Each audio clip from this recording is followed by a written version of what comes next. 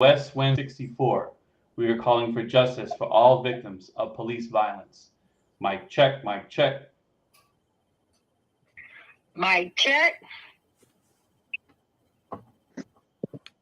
Mic check. Mic check. Mic check.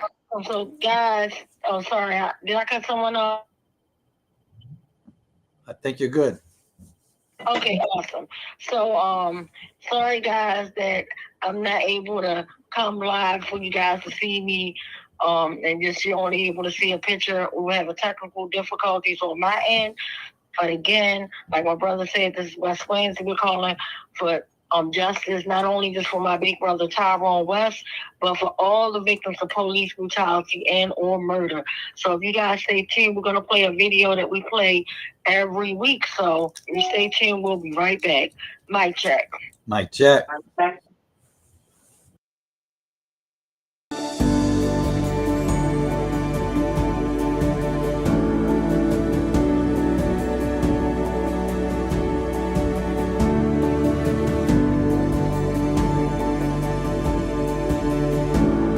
Can't stop, won't stop, till killer cops are in cell blocks. Can't stop. The following video portrays an incident of assault and violence at the hands of police. Viewer discretion is advised. I suggest you back the fuck up. No,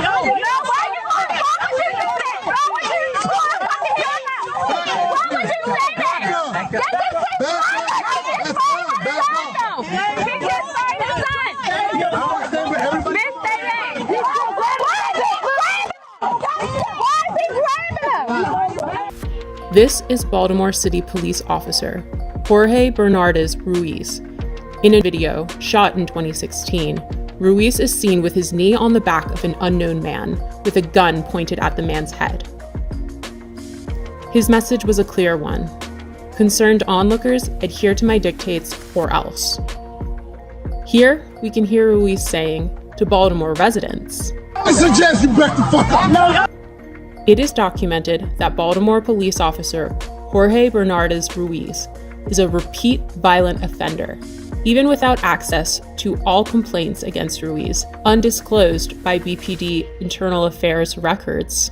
6 cases involving Ruiz are known. This video will briefly highlight 6 total cases beginning in July of 2013. Case 1, Abdul Salam, July 1st, 2013.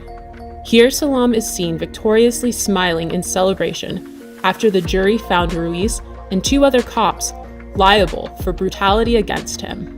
However, because the trial was civil, not criminal, Ruiz was not fired and he did not go to jail.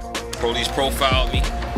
They followed me in the back of my house, harassing me. Police proceeded to violently and hostilely approach my van with me and my son in it. As I announced, this was my home, guns drawn.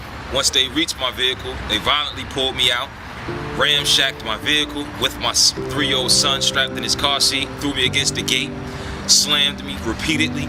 Picked me up by my feet, and while I'm upside down, they proceeded to drop me on my head, hog tie me, and immediately when I fell on my head, Ruiz, in a wrestling type of action, and kind of hit his knee against my neck. I was arrested. I had no idea what I was being arrested for.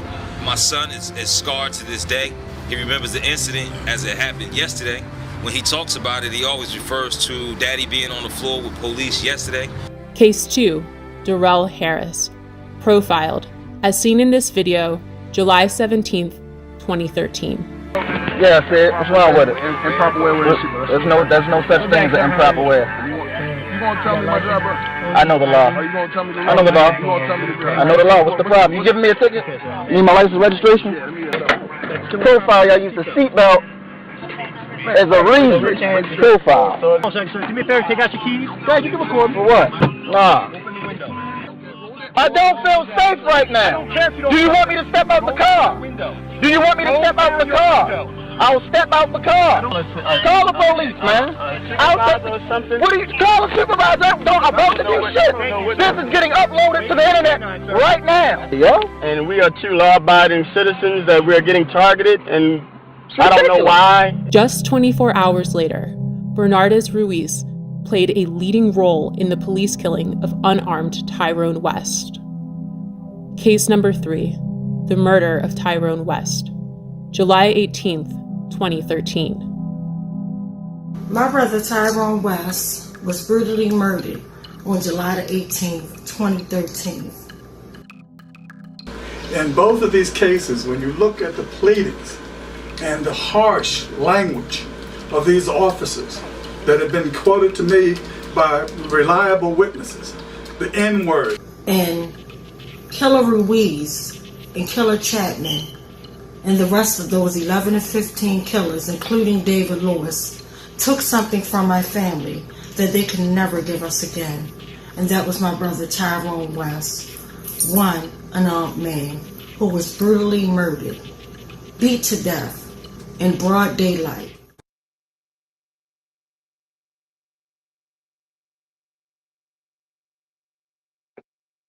Mic check. Mic check. Mic check. Mic check.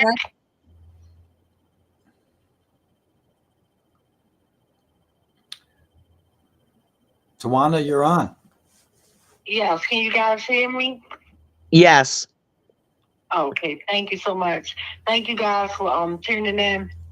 Thank you, Brother Ben, for playing that repeated video that we play weekly. Thank you, Uncle Bill, for making the connection. Having me here tonight with you on your phone so that way I could get through. For some reason, my phone has been acting crazy all day. So anyway, just wanted to dive into the video that's really heartbreaking and devastating. You're talking about going on 11 years, no type of accountability whatsoever. It is very disgusting. And then they always watch that video and get stuck into that place of literally 24 hours. 24 hours before my brother was executed, there was another victim, Darrell Harris, and I was already beyond belief when I learned about Abdul Salam. That was 2 weeks before my brother, by the same repeat violent offenders. And they're still working to this day. No type of accountability whatsoever. And as I went through this week dealing with, Mother's Day, and of course Mother's Day is beautiful, it's whatever you make it, and of course my children made it beautiful for me, but I was going through the fact that my mom is no longer here, and then my grandmother, who pretty much helped raise me, they say you get 2 mothers in life, but with both of them not being here is very heartbreaking and devastating. And I was stuck in a shallow place. And, and I just really, when I was in that place, I started thinking about not just me being in that place, but I started thinking about that when we go through things, it's not just always about you. I started thinking about literally everybody, that doesn't have a mom or had a mom, lost them, and things of that nature. And it just made me sad. But at the end of the day, life is what you make, and there's a lot that's happening. And yesterday was election day, and I made sure I made it my business after work. I was tired as much as I wanted to just drive home and jump into the shower and go and jump into my bed after that. I already had it, but I was like, there's no way that I could not be a part of the process. And, at the end of the day, no politician is going to save us. I acknowledge that. But at the same time, there are a lot of laws, racial laws and racial people that keep us in a position of modern day slavery. And it's very important to be in the West Coalition, because everybody in the West Coalition don't vote. Everybody have their own beliefs, opinions, things of that nature, and I respect all of it. But this is Tawanda Jones speaking. It was important for me to go to vote. And then I was just looking at the whole Doug and Pony show with you know, them trying to get Brandon Scott out of office and things of that nature and put Sheila Dixon in there. And in my mind, a lot of things happened under her administration. You had the recreation centers took away from kids, but now all of a sudden you want to be about the city and all this stuff. And I just wouldn't buy it. I mean, to each his own. Might have people on here that voted for her. But as for me, Tawana Jones, it was no way in the world I was voting back for her. And in my opinion, I'm not going to talk, like, I'm not going to make this into politics, but in my opinion, I'm going to let it go. But in my opinion, for the mayor doing what he has been doing for the last few years and growing into all this, because can't no one person come save us, I think that he's doing a phenomenal job of kind of holding it down. And the fact that the thing that brought me over was the fact that I feel, and it's my opinion, but I feel as though he does a lot of stuff for the youth when they're trying to make our babies look like animals and this, that, and the third. And even he took a major stance when, you know, they wanted to get the squeegee kids away from the street. He actually got them together, did a press conference, and they all look like, and let them remind everybody, they're not just squeegee kids. These are human beings. These are somebody's babies, and that's the part for me. So I'm going to move past that. But I was just saying, like, there's a whole lot going on. And as I reflect back and I look into my memories, I just remember a few years ago was a real sad day for me. This is the day that we lost a queen. Well, her funeral was on the day, Paula Muhammad. And that beautiful queen, I still can't believe she is not here. And I really thought about her on Mother's Day, as well as I was in my stance thinking about me, but I was thinking about her babies. I was thinking about her husband, my brother Ramsey. Like, I was thinking about their children. I was thinking about how she loved being a mom and was a beautiful mother to her children. You know, how she had this beautiful voice, this whole beautiful, gorgeous. So not only was she beautiful on the outside, but it showed on the inside as well. It matched, because you got some people that look beautiful, amazing, but their insides don't match with what you see. Mm-hmm. For you to have a beautiful queen who matched from head to toe, and at any drop of a dime, where as though I knew that this was a star, and I thought I saw into the future that she would be, you know, the top-notch singer and be like picked up by a big label, because that's how beautiful this queen was. So anytime I would get an interview, like when Charles Barkley came to town, I actually got her to come, her and her husband, and they made the cutest couple in the world, because he would always be there in honor and dedication and support of his wife. You know, they were a whole entire couple, you know, that really loved each other and loved their children. So my heart just goes out to him, their children, and everything. And I don't want to talk about my queen so long because I'm getting choked up. But it's just really sad. And then I also started, when I started thinking about her, I started reflecting many years ago that we had another queen named Danielle who used to bring her children to West Wednesday, and she passed away. And the saddest part, when she had passed away, she had one of her sons was in the hospital, hospitalized, because I think he tried to commit suicide, put his own self on fire. So she was dealing with all types of trauma and things like that. But the whole point of why I'm mentioning these queens, no matter what, they were always there. They pushed their whole life to the side to always be there, showing up. And that's what we do as queens. We show up even when we don't want to show up. When we sometimes just want to cry out, eyes out, be alone, we show up, you know. And I think about my sister Nicole, who shows up, and she's doing her thing through comedy and things of that nature. But to lose your father-in-law, Anthony Anderson, and then deal with losing your child 2 weeks later, all this traumatized me. I think about my sister Adina, who fights like hell. She was traumatized. I think about my sister Angela, who her brother was snatched in violence, just like my brother, her brother Timothy Fleming, and she still show up dealing with her trauma. So I think about all the queens. I think about all of us, and not only just the queens. I think about the kings as well. I think about Shorty shut him down when he showed up. He lost his son. I feel like no parent should ever lose their children. You know, we can have our way. Our children will be burying us. We should never have to bury our children. So I said all that to say, we need to keep on fighting this nasty, ugly system. There's a lot of things out there that's in place just to distract us. Let's be clear. There's a lot of things out here, especially in these critical times that we're in, where you're trying to rob Peter to pay Paul, and everything coming at you at one time, including the kitchen sink. It is real. And we have come to a place where integrity, where respect and love has been put on this back shelf.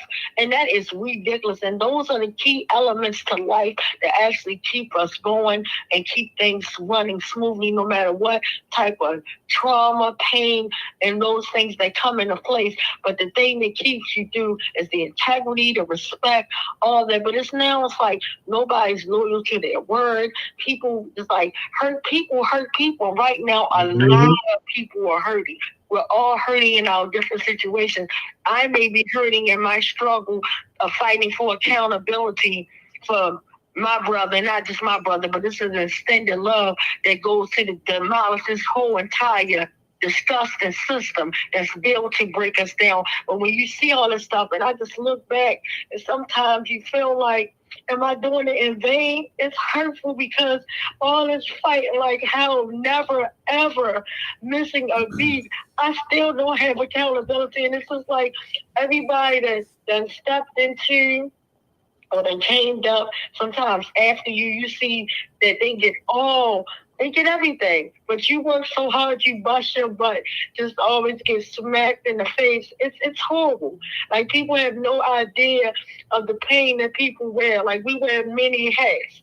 Like, and it's just like, a lot of people, like I said, are hurting. And it's just like I said, it's no integrity, it's no respect. It's not people and uplifting people right now at a crucial, critical time, because these are the times. Like, we never thought we would see times where as though you have to be at the gas pump some days like, oh, God, should I fill my tank up or should I fill my family tummy up? That is sad. And then people will wonder why the crime rate is going up. And people will say, I'm not saying, oh, turn into a criminal because you can't feed your family. You know, but at the same time, it's just like I said, a lot going on. But at the end of the day, we should never, ever put integrity, put respect, put none of that on the back shelf. That should come before us. Before I walk in the room, my humility walks in there before me. Me being humble walks in there before I even get in the room. When people pull me up for foolishness, instead of them pulling you up saying, job well done, they pull you up to bring foolishness to you. You have to deal with it daily. So right now, like I said, I'm sorry for scrambling, but it's a lot going on. And I just realized that as we go through this, people are still getting murdered. People are still dying. And then, like I said, sometimes you feel like it is in vain. But I'm here to tell you, even though sometimes I feel like that, I know that it's not. I know that somewhere, somehow, if I don't get nothing out of this, I get the fact of knowing that you show another family to tell this system, you're not going to steal my family's respect. You're not going to demonize my loved one and treat us like trash and think we're going to walk away. We're going to be up in your face. We can't be up in our loved one's face. I can't be up in Tyrone West's face every day and helping him out and him helping me. I'm going to be in their faces. And that's being a mother, that's coming from work. That's why I'm still going to spend my time in their face because it's needed to be done. We need to knock this dirty system down. Because like I said, it's a system that is designed. It never was broke because guess what? A broken system means at some point it was operating in the function in which a way that was fair for everyone. This system has never been fair to people. It has people feeling bad about pain. Like, that is sad when you have people that are going through the same type of pain, fighting each other instead of staying focused on this dirty system. If we would just focus and take our own personal selves out the equation and think about the future, which is our baby, our children, our loved ones, our family, our friends. We put them all at the forefront and take ourselves out the equation. Do you know we can knock this dirty system down? Like, attrition coming to save us? Like, what they there for? A paycheck. Like they there to run things as smooth as they can, but they are there for a paycheck. Because at the end of the day, we still have racial laws that they can get away with just killing us anytime you still have. And I'm gonna keep talking about it because I'm traumatized from it. When I went and I had to go into southern states to go to my baby's competition, and I'm still knowing that in 2024 there are sundown towns, and it's real. So somebody makes it in a town and their car breaks down or they're pulled over on the side of the road because of their skin color, they are murdered. They become missing. That is real. That's the stuff we need to focus on. We need to focus on now that these numbers of missing girls are coming back up. But meanwhile, they want to keep pushing all these politicians in our face and talking about the Trump scandals and all this foolishness. Nobody cares about none of that. Let's just like raise this bar high and do what we gotta do. We need to knock it down because it's not working. I done tried everything. I done sat down with, oh my God, Lonnie Dottie, everybody, to the point that when my brother was murdered, when Obama was the president, I went so far as to reaching out, personally touching him. He writes me a personal letter back that I can show you guys with his signature on it, and nothing happened. But again, under his administration, because, we were so hell-bent on having a black president. But under his administration, so many black people were murdered, slaughtered. I will not be remiss. I will not forget. So many executive laws were put into place to bring us down. It doesn't matter a person's skin color. It matters their ways. It matters about the respect, and it matters about their integrity. A lot of times they're selling our souls out, and they put black people and brown people up to use us to get a vote. We're more than the damn vote. Like I said, we're more than hashtags and body bags. We're more than being 6 feet in the dirt and pictures and buttons on T-shirts. And it makes me so angry to learn tonight that when we go through the sad police brutality list, and mind you, this is not a list that has somebody like Tyrone West, Freddie Gray, Anthony Anderson. They wouldn't be on this list because they wasn't gunned down. They were beat down. They were murdered, right? They wouldn't be on this list. So just imagine if they had every victim on this list. Oh my goodness. But tonight we got 60 names within shy of from 2 weeks. Like, are you kidding me? Are you kidding me? Like, don't wait till this type of pain and trauma knocks at your door and your family gets the poopy end of the stick before you try to wake up and do something. And that's why I got a lot of respect for a lot of people in the West Coalition, because thank God that all of them are not affected personally, like in their space have lost someone through police brutality, but they're still fighting like hell, like I am. You know, we have to continue this fight.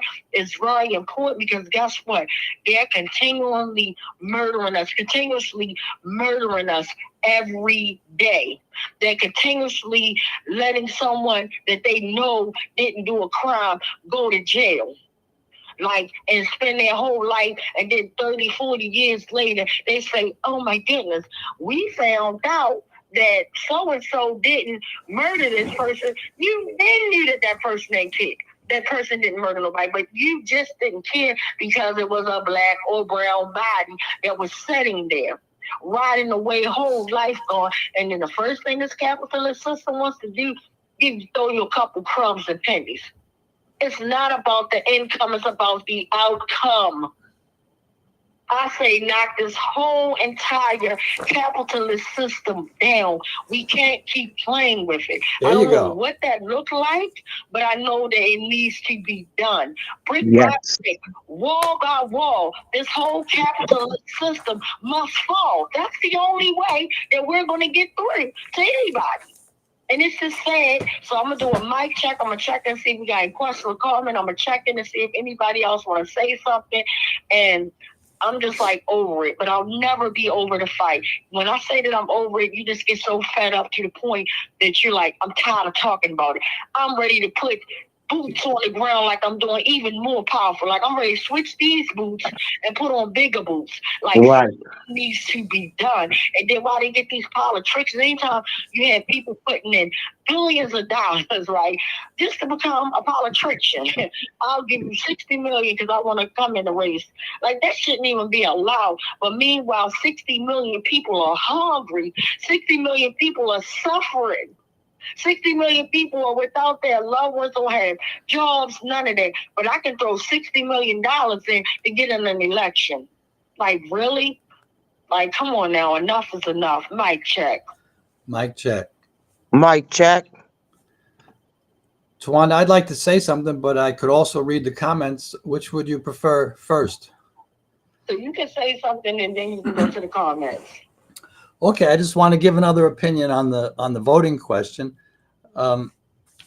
My opinion is that we have to trust our experience, and in West Wednesday we've had a lot of experience. So I just want to mention some examples. There's Biden, who's the president. He's the one back in I think it was '94 when he was a senator, pushed for that 3 strikes and you're out law, which really increased mass incarceration tremendously. And recently, he's given tremendous military support and political support to Israel for the genocide in Gaza, and he's got a new nickname. Now a lot of people call him Genocide Joe. Then there was the second attorney general under Obama.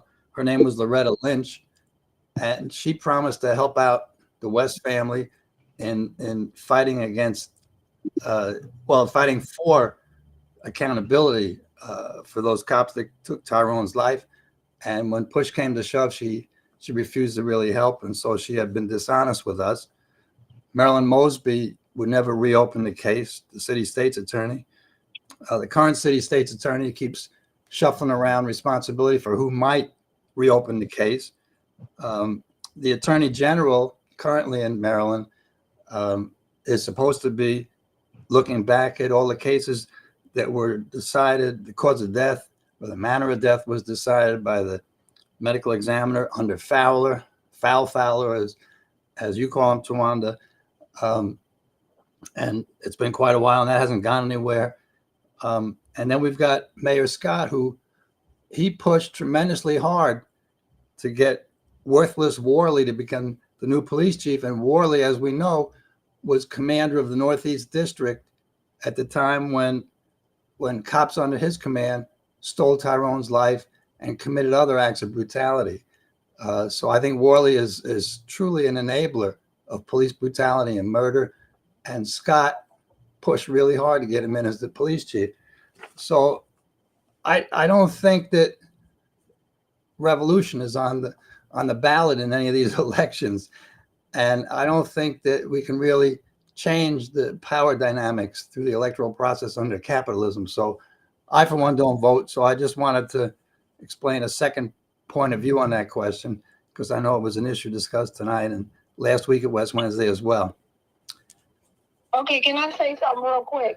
Yeah. And it's not a debate here. It's not a debate or anything, but just like I said, coming from my fans, again, we know all of them got crap with them. For us, but my opinion, they all got a bunch of crap with them. And ain't nobody coming to save us. But at the end of the day, again, I'm going to continue on voting and trying to use, because I'm not going to be able to say, oh, they passed this racist law if I'm not a part of that process. And I remember, and I think about all my ancestors that pretty much were murdered. They couldn't even vote back in the day. If you try, they couldn't even have a right to speak up. They would have their teeth knocked out or their mouth handed to them on a platter. So again, that is another way, every which way that I can do something positive to knock the system down or to do whatever I can, maneuver it, however, whatever, that's what I'm going to do.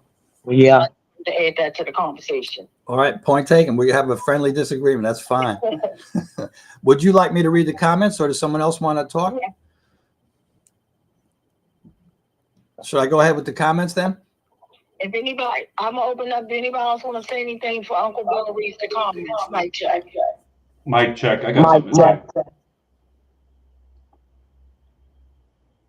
Mic check. So, go to the comments. I just want to say that, as the West Coalition, there's a reason why we're called the West Coalition, is because we are people from wildly different backgrounds, from wildly different upbringings and locations and political views that all have come together under this singular issue, the death of Tyrone West and the fight for justice for all victims of police violence. And I'm glad that we have those different perspectives. I'm glad that there is room for difference of opinions when it comes to politics, when it comes to a lot of other things. And I think that actually makes us stronger because we have decided to put those things aside, to have civil conversations about it, but say, listen, you know what? I don't agree on the politics, but I agree with you that the police need to be stopped. And I'm glad that that exists. And that's why we are a coalition. And my own perspective is, you're right. I believe that, you know, this political system is the world that we are given. And I think that, you know, people should vote for the best candidate that they think should be in office. But I also think that the whole system needs to be thrown out and built anew. Yes. I can believe both of those things at the same time. It doesn't have to be one or the other. And that opinion is different from both of y'all's opinion. And yet we are still together in this fight, and we are still committed to this cause. And I think that's valuable. And I'm glad that we're a coalition. And I'm glad for all of the people with all the different opinions and political views and backgrounds and cultures that we have in this group. I appreciate all of y'all. Second, I know, Mic check. Mic check. I'm with you too. Mic check. I appreciate you, Ben. Yeah, same here. Anyone else want to say anything, or should I go ahead with the list? Not the list, excuse me, the comments. You can go on with the comments. All righty. Thank you, Nicole. First comment, Angela tunes in from a good ways off, says mic check. AC Britt says, she's talking about the video that we played at the beginning. If you really pay attention, when Darrell Harris says, quote, I don't feel safe right now, you can hear either Chapman or Ruiz say, quote, I don't care that you don't feel safe. Oh my God. Wow. I never heard that. Yeah. Bruce says, mic check. Smiley forever, mic check. Judah, mic check. Bruce, such a sad story about the son. Bruce, remember her well. Smiley, love and care to Paula Muhammad's family and rest in power, Paula. AC Britt, flowers and hearts. Linda Green, agree. System has always used racism and scapegoating, blaming the victim. AC Britt, knock it down, and fire emojis. Prentice Halim Watson, salute. Bruce, mic check. Bruce, oh, wait a minute. Here we go. So many still support Mosby to this day. Judah, great discussion concerning voting. Bruce, replying to Judah Adashi, definitely. Bruce, it was kind of sad at our voting station yesterday. Maybe it was the timing, but it all seemed so empty. And that's all the comments that have come in so far. Mic check. Mic check. And I just wanted to thank everybody that made a comment or everything in that, in every aspect. But I agree that yesterday it was really sad that like a lot of voters didn't even come out to vote. Like, and I think again that's just to make you feel like, oh, it don't make a difference, but it does, in my opinion. It does make a vote. Your vote does count. That's your voice. Make sure you exercise it and keep on doing it. Thanks for the people that voted. Thanks for the people that worked the polls and everything yesterday. Just thank you guys. And remember, we still got to come out in the fall time again to finish it off. So I just wanted to say that before we kind of move on. Mic check. Mic check. Mike check. Mic check. Awesome. So before we go into the segment, ask Nicole, is there anything you want to update and share with us? Well, I just want to say that I really appreciate everybody in here. This is hard. Like you said, it's hard to get up sometimes and try to go on when you know for a fact that you're not going to see your loved one again. You know, so many times, forgive me, y'all. I'm trying to get it together. You got it. Oh, you fine. You got it, Nicole. I wanted to give up and not do West Wednesday or anything anymore because I was feeling like, what is the point? Why am I fighting this fight? And I just thank God for people like you, Tawanda, who, even though you don't realize it, you give me that extra push to want to continue on with this fight, with this battle, to try to make things better for other people, not just myself. I am definitely one that stands on paying it forward. And you guys know that from the things that I do, as far as trying to make a difference in other people's lives as well as my own.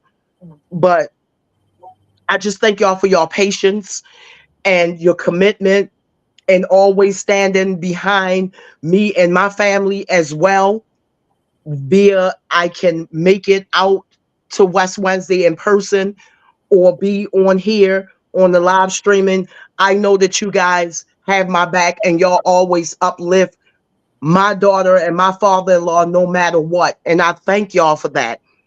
And I'm going to continue on with this fight no matter what. And as long as West Wednesday is in existence, I am definitely going to be a part of this. Thank y'all again. Mic check. Mic check. And I just want to thank you, Queen, for just having the strength to do this. Like you said, there's moments where you give up and just walk away and or just cry yourself away. But I don't want to walk away per se, but I just like better for us, and sometimes it's traumatized. So I just, again, thank you for just having the tenacity, the strength. And, sometimes we just, and that's why I always try to look at things not just from one perspective, but literally all avenues. Because as I was thinking about, mother's not here, but I thank God I was blessed to have a relationship with my mother and my grandmother.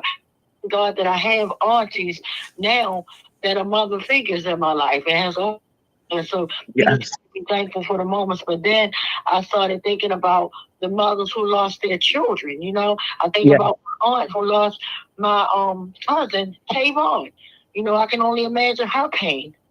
I don't ever want to imagine her pain. I don't ever want to imagine her pain.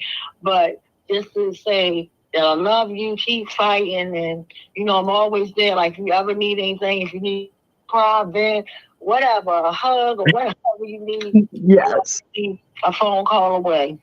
So, thank you so much for that. Mic check. Mic check. We have 4 more comments. Would you like to hear those now? Sure, absolutely. Thank you. Yes. Okay, so Linda writes, uncommitted vote in Maryland for president was 10%.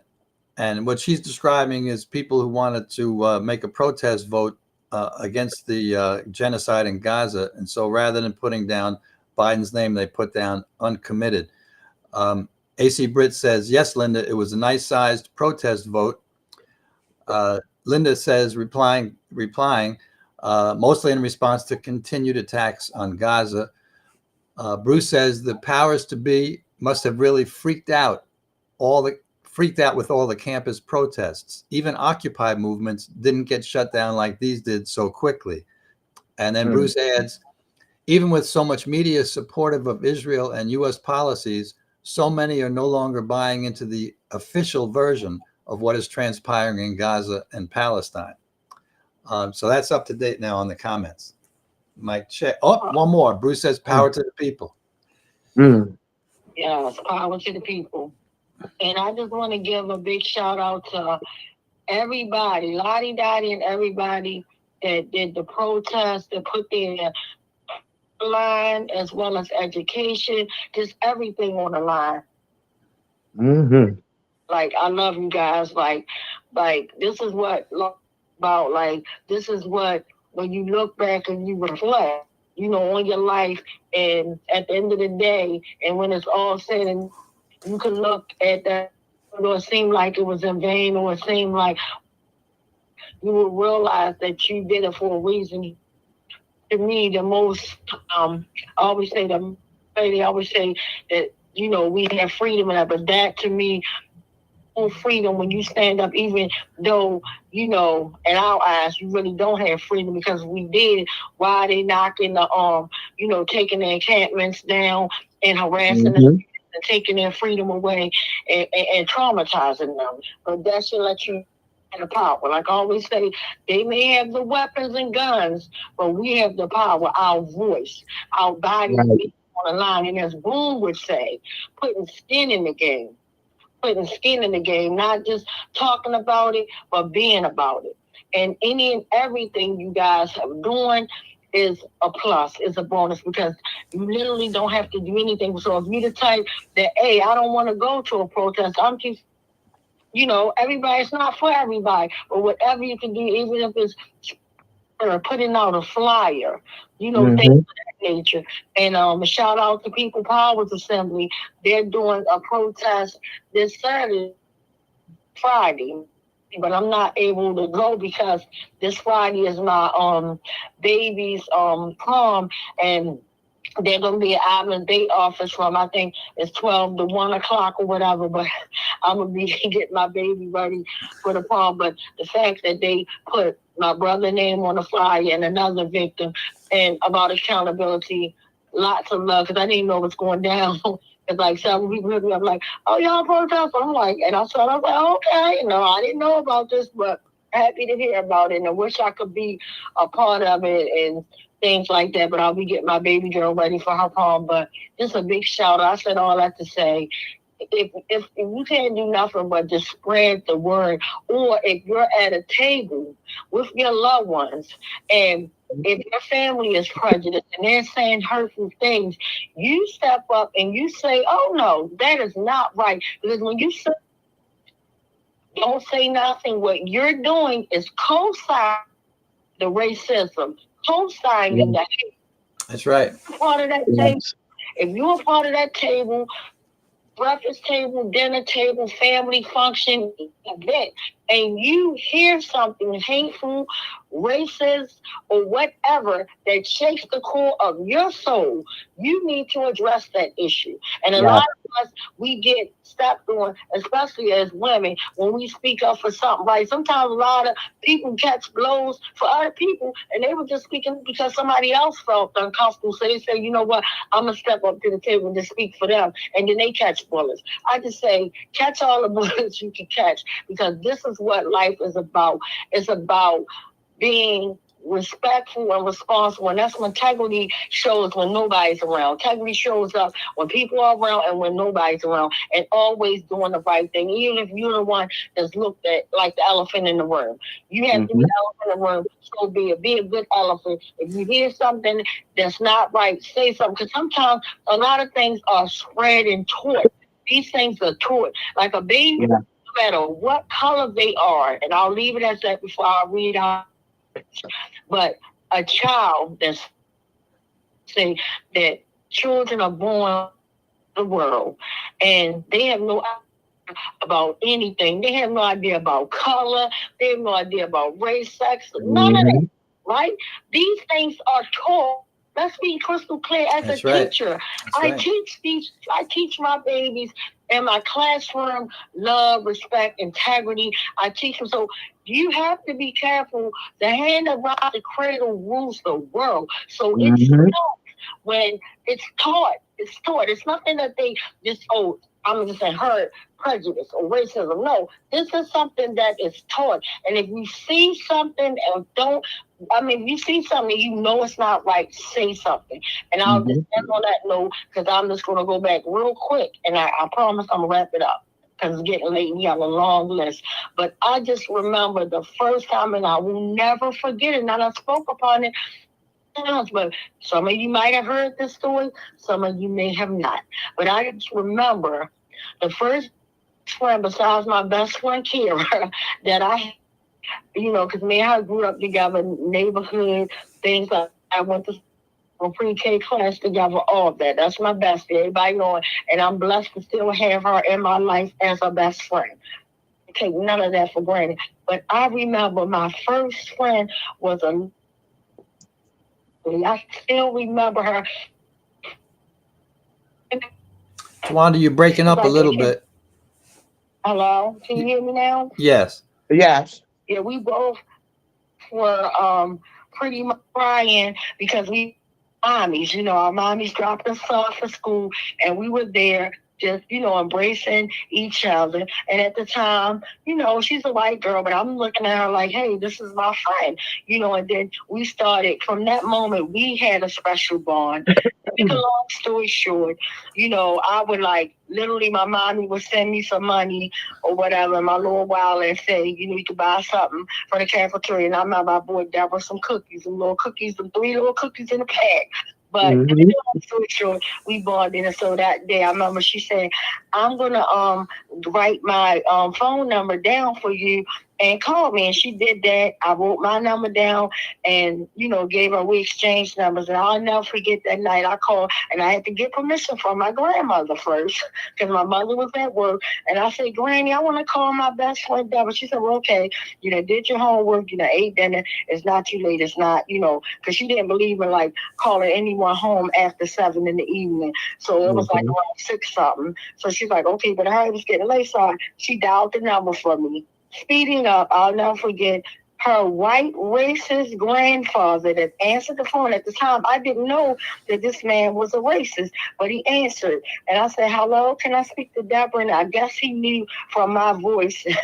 And he was like, who's calling? And I'm like, it's Tawanda. And he pretty much said, oh, you can't speak to her right now. She's in the bathroom. She's in the bathtub and she's not picking cotton. And I didn't even know what the hell a picking cotton was. And I'll never forget, I'm like, and he hung up on me.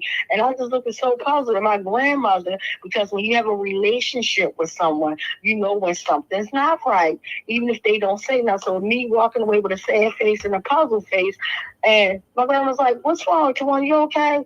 And I said, yeah, I guess. And she's like, well, what happened? She said, I thought talking to her. I said, oh, she's taking a shower. So I'm going to say, oh, okay. Well, I know it's kind of late. That's okay. You'll see her in the school tomorrow.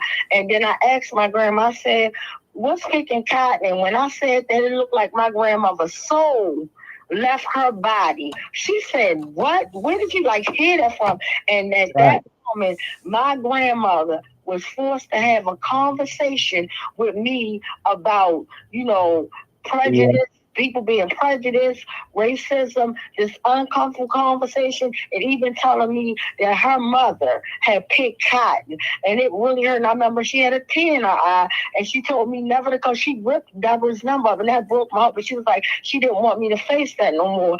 And it just broke my heart. So I said that to say, if you're at the end of any table or conversation or in the presence of someone, and they're saying hurtful and disgusting things, it is your duty. It is your duty to speak up, say something, and that's where I'm going to end it at. So I'm going to do a mic check to see if anybody want to say anything before I'll read our statement from the West Coalition. Mic check. Mic check. All right. Can you guys hear me? Yes. Yes. All right. And now the time is 8:02, so it's getting late. And I apologize that we ran over, but this has been a good conversation. And the reason why, and I apologize to you guys, because we was actually supposed to be in the street tonight. But again, this is my baby busy week, so I'm still running around, nitpicking, grabbing things for her to get this beautiful prom out the way this Friday. Like we almost there. I'm so excited. So I've been running around like a chicken with my head chopped off, doing things. So I just say, but next week we will be out in the street. Next week, definitely, we will be out in the street because guess what? Next week is my brother Tyler's birthday, so I'm going to be emotional wreck, but I can't think of nothing better to do but spend time with my West Coalition family and be out in the street and keep my mind focused on why I'm out there. It's not about me and being sad. It's about making sure what happened to my brother never happens to nobody else, or that people pay the price for what they do for their actions. So I'm going to stop right there, and I'm going to read our statement. Just a sec, Tawanda, we have a few more comments before you read it. Okay, go for it. The last one was talking about the protest vote, uncommitted. And so Judah says, very proud of the uncommitted vote in Maryland. Bruce says, like Boom says, we all we need. And then Bruce gives a mic check and yes, in response to something that you were saying. And that's all the comments. Mic check. Mic check. Thank you, Brother Bruce. Thank you, Brother Judas. Thank you, guys. Thank everybody who made a comment, question. And if you're on YouTube watching this, we know it's not popular, but all we ask you to do is hit the like button and the subscribe button and share it, So that's all that we can do in tough times like that, is do the right thing, because we don't want nobody else's family to go through what we're going through. So our statement. It is the mission of the West Coalition to work accountability for Tyrone West and all the victims of police brutality. We believe that there is a connection between police brutality and community violence. Police can use de-escalation strategies to defuse situations without necessarily using force. And we encourage community members to resolve disputes without violence. We care deeply about those families impacted by police brutality and community violence. We seek to lift up the names of their loved ones from a place of respect and care. We obtain lists of names of those shot and killed by the police and those lost to violence from national and local news outlets. We know that these are by no means exhausted lists, and that gun violence isn't the only way that people are murdered. We do not obtain detailed information about the circumstances surrounding each of these deaths or the people who died. By reading these names, we are not condoning violence, and I'll say that again. By reading these names, we are not condoning violent behavior on the part of anyone involved in the situation. So the time now appears to be 8:06, and we will come back at 8:07, unfortunately, with the sad list. Mic check. Mic check. Mic check.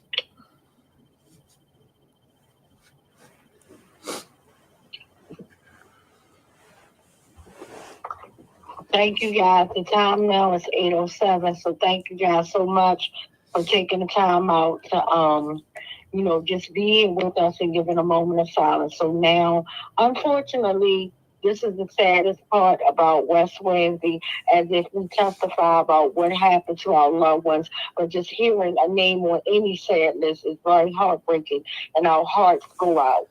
And if there's any way that the West Coalition or myself, Tawanda Jones, can help you out, please reach out to me via any of these networks, email, West Coalition or through Facebook. Anyway, send me a message and I will do whatever I can to actually help you out. Mic check. Mic check.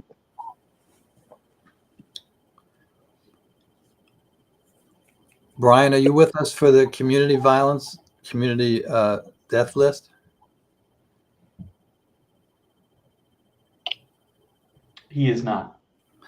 Okay, so if you like, Tawanda, I'll start with the list of those whose lives were stolen by police.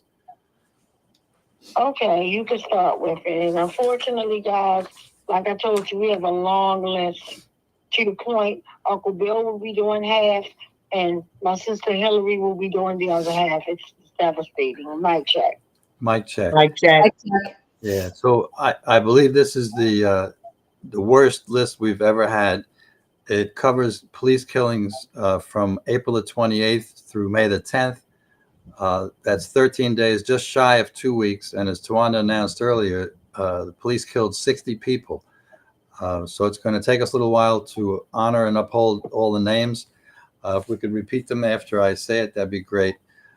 First on April the 28th from Saco is MT, Montana. Mm-hmm. I believe so. 40 years old, killed by police, Michael Widerich. Michael Widerich. On the same date in Coburn, Oregon, 30 years old, Cameron Byman. Cameron Byman. Again, on the same date in Kenner, Louisiana, Matthew Lathers. Matthew Lathers. Once again, on the 28th in Beloit, Wisconsin, 33 years old, Michael Ward. Michael Ward. In San Antonio, Texas, on the same date, once again, 20 years old, Mikey Valdez. Mikey Valdez. Now we move to April the 29th, and in Lumberton, North Carolina, 40 years old, Ariette Wiggins. Ariette Wiggins. Again on the 29th, in Abilene, Texas, 44 years old, Angela I guess the last name is pronounced Jaquez. Angela. Again on the 29th, Happy Valley, Oregon, 45 years old, Andrew Song. Andrew Song. Once more on the 29th, in San Antonio, Texas, Luis Navarro. Luis Navarro. Again on the 29th, in Chaparral, New Mexico, 37 years old, Adrian Guzman. Adrian Guzman. We're still on the 29th. Now in Charlotte, North Carolina, 39 years old, Terry Hughes Jr.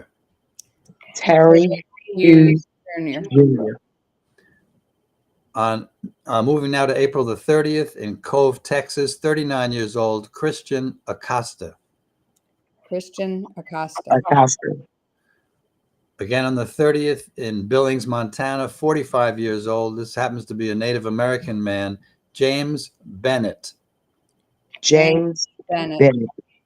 Again on the 30th in Lakewood, Colorado. Doesn't tell us the gender, and we don't yet know who it is. Cell block. For Killer Cops. Again on the 30th in Lakewood, Colorado. Once more, we don't yet know the gender, and we don't know who this person was that lost his or her life. Cell blocks for Killer Cops. Killer Cops. Ashe. Again on the 30th in San Antonio, Texas, 33 years old, Javelle Bolding. Javelle Bolding. Again on the 30th in Manhattan, New York, 25 years old, Devin Allen. Devin Allen. Again on the 30th in Raynham, Massachusetts, 35 years old, Stephen McLean. Stephen McLean. We move now to May 1st in Amarillo, Texas, 61 years old, Larry Woolsey. Larry Woolsey. Again on May 1st, in Mount Horeb, Wisconsin, 14 years old, carrying a replica weapon, Damian Hagland. Amen. That's disgusting. Yep, definitely is. Once more on May 1st in St. Francisville, Louisiana, 46 years old. It happens to mention that this person was unarmed. Raymond Huddleston. Raymond Huddleston. Again on May 1st in Houston, Texas, 60 years old. Emil, I'm going to try and pronounce Emil's last name correctly, Siam Piccini. Emil Simpaccini. May 1st, yet again, Beech Grove, Indiana, 26 years old, Joshua Richard. Joshua Richard. We move now to May the 2nd, Skyline, Alabama, 44 years old, Charles Bowles Jr. Charles Bowles Jr. On May the 2nd again, in Mesa, Arizona, 24 years old, Rachel Rodriguez. Rachel Rodriguez. May the 2nd yet again in Houston, Texas, 27 years old, Osbaldo Aguinaga. Osbaldo Aguinaga. Aguinaga.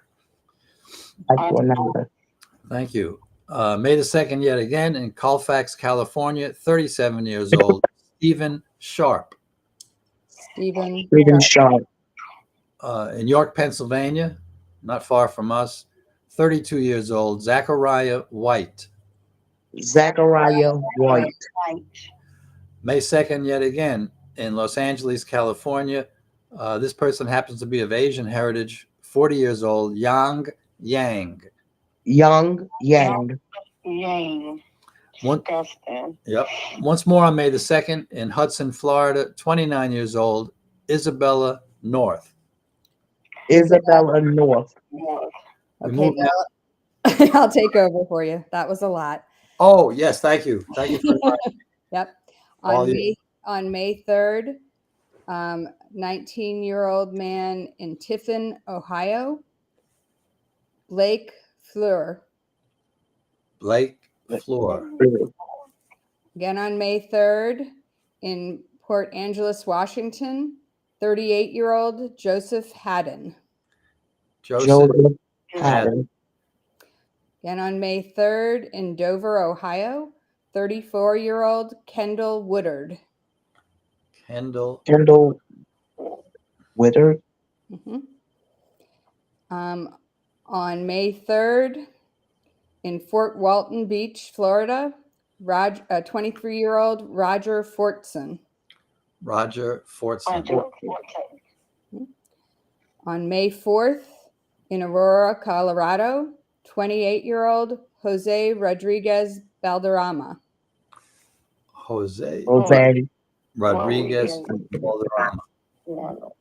On May 4th, in Gulfport, Mississippi, 27-year-old Kendrell Tate. Okay, just a minute. Okay, also on May 5th, in Milwaukee, Wisconsin, 47-year-old Stephen Wyman. Also on May 5th, in Rougemont, North Carolina, 30-year-old Kelvin Mosley. Also on May 5th, in Ontario, California, 39-year-old Orlando Montez.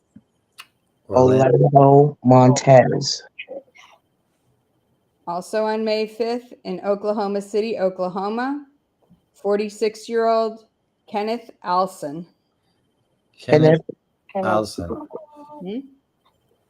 Also on May 5th, in Turlock, California, an unidentified male. Cell blocks for killer cops. Ajay. Also on May 5th, in Tempe, Arizona, 44-year-old Lamont Knobloch.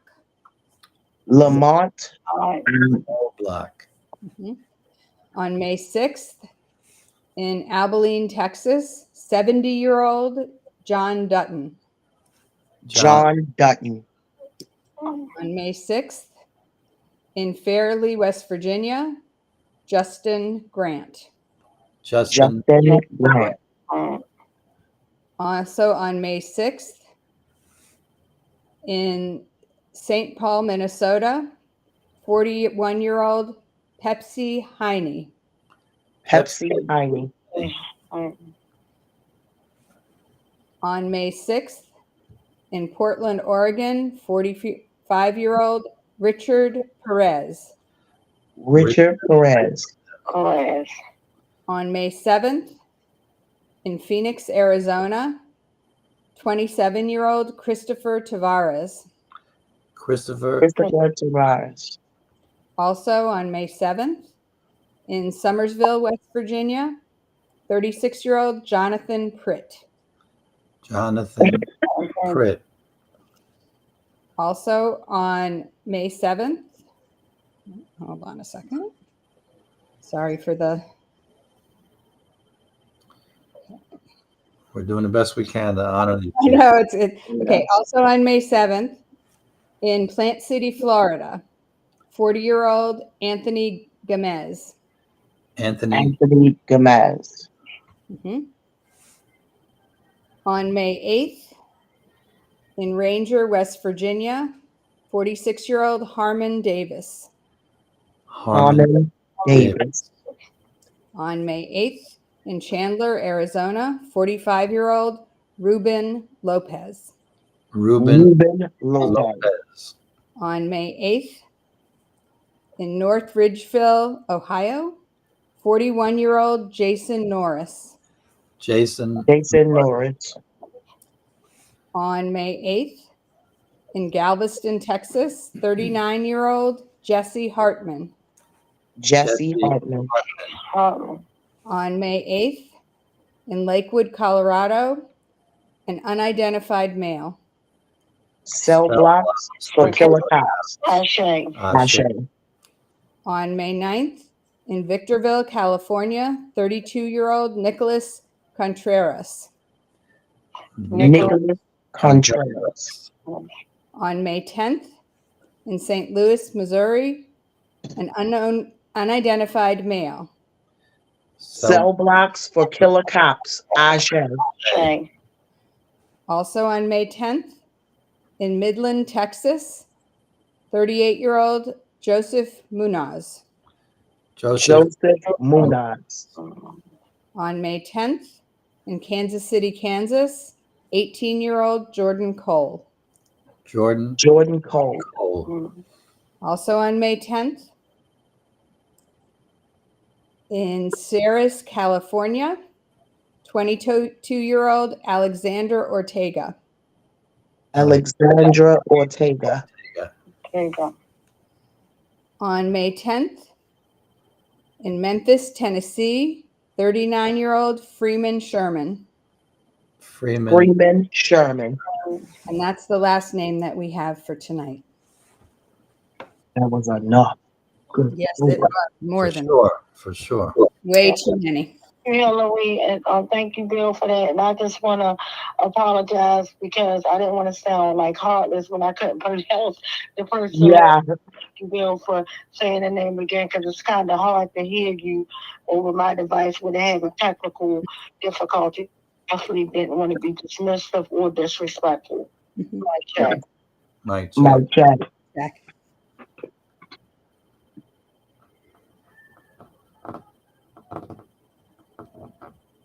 So is Brian here with the said list for the community violence? No, he's not. No, he's not here this evening. I didn't say I couldn't hear him. No, he's not here this evening. Oh, okay. Do anybody else have it or no? I don't. No, we don't have that list. We'll probably have to do it next week. Okay. So I just want to apologize, guys, if we don't have the community violence list because my brother Brian always has that list, so we don't have it. But definitely, we will be sharing it next week, definitely. And again, if there is any names on the list, you know, our thoughts, prayers, and all that are with the families. And it's just sad. And again, I just want to thank each and every last one of you tonight. And that's a lot of names, because every time that a name was read, a piece of my heart got pinched and broke and twisted. It's just disgusting.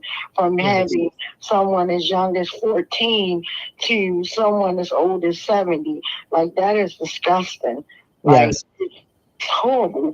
And it's to the point that something definitely needs to be done.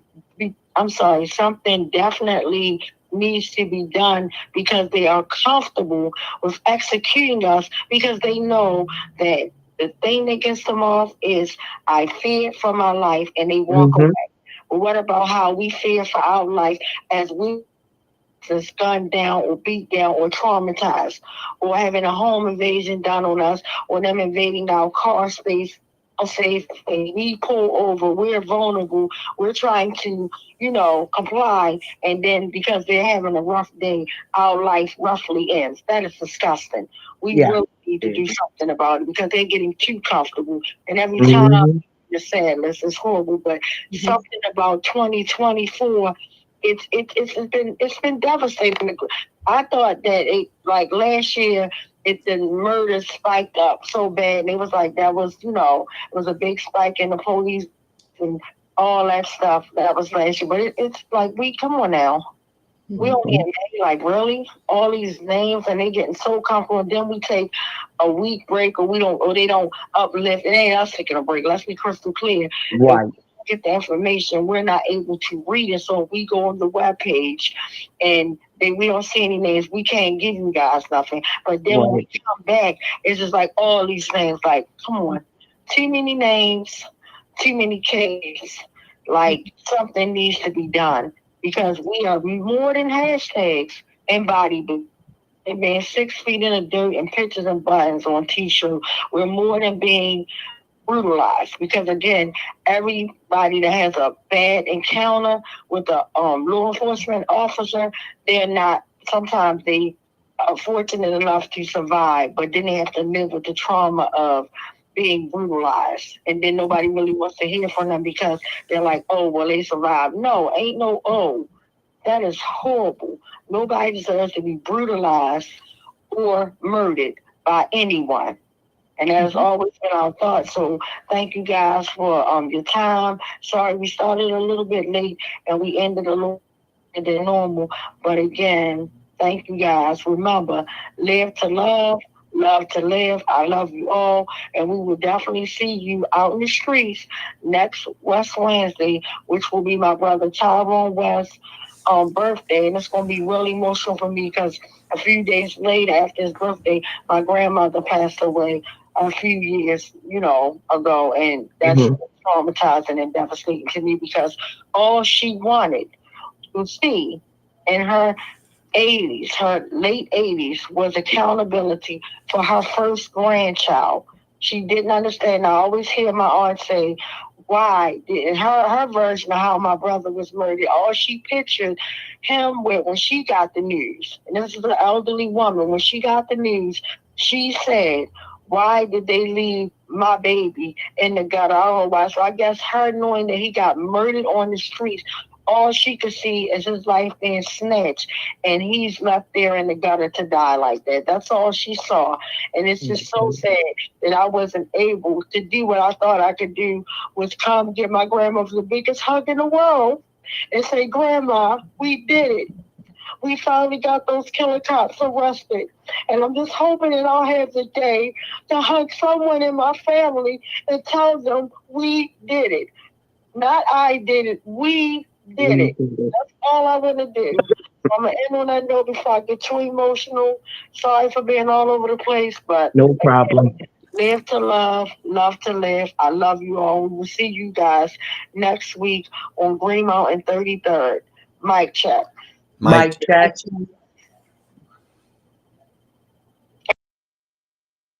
And Mr. West begging for his life. And Mr. Salam begging for his child to be excluded and comforted from what was taking place. Not for himself, but for his 3-year-old child.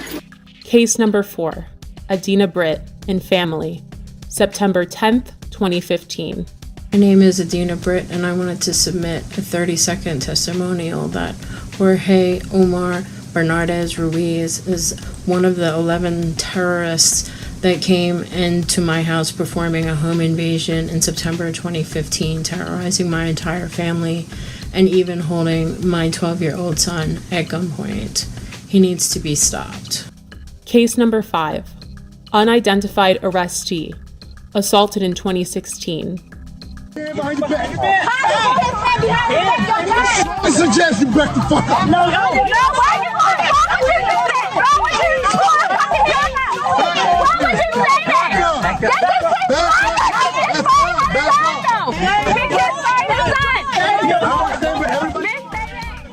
Again, this video did not surface until the summer of 2020. Case 6, Thomas McCullough, May 2016 and February 2017. I heard my front door coming off the hinges like it exploded. Thomas McCullough says it happened twice. In May 2016 and February 2017, Baltimore City Police burst through his green front door and raided his Pimlico home. They said, police. They come up, shotguns, guns. He says officers ransacked the place, looking for drugs, money, and weapons. He took pictures of the damage he says they left behind. Tell us where the drugs are, the scales, the guns, and the large amounts of money. Nothing was found. Now he's suing police, claiming officers, including a former member of the Gun Trace Task Force, frightened him, his wife, and father-in-law when the officers conducted what his suit calls an illegal search of his home. The owner of the house tells 11 News after the second raid, he had to replace the front door. McCullough and his attorney say they want Baltimore police held accountable. There is a colossal breach of trust. And McCullough tells us following both raids, no one was arrested or charged.